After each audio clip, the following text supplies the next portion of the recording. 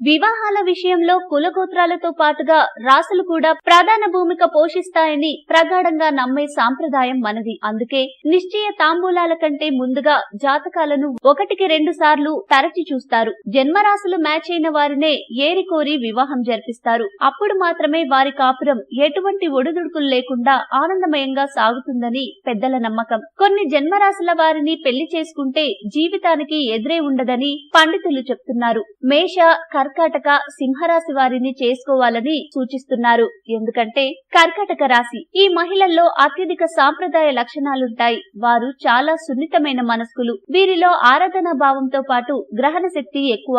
భర్తకు అనుకూలంగా ఉంటారు. తుది వరకు జీవిత భాగస్వామిని అట్టి పెట్టుకుని ఉంటారు. మేషరాశి స్త్రీలు భర్త అడుగుజాడల్లోనే నడుస్తారు. సమర్థుడైన భర్త తన పక్కన ఉండాలని కోరుకుంటారు. ప్రతి పనిలోనూ తన మార్పు ఉండాలని కోరుకుంటారు. భర్త కుటుంబం పట్ల బాధ్యతగా వ్యవహరించడమే కాకుండా అందరూ కలిసి ఉండాలని అభిలాషిస్తారు. సింహరాశి ఈ రాశి మహిళలు చాలా శక్తిమంతులు. ఆకర్షణీయమైన రూపంతో ఉంటారు. స్వతంత్రంగా వ్యవహరించడంతో పాటుగా ఎటువంటి పరిస్థితులనైనా ఎదుర్కొనే సత్తా ఉంటుంది. సొంత నిర్ణయాలు తీసుకోవడమే కాకుండా సమస్యల్ని పరిష్కరించే నేర్పరితనంతో ఉంటారు.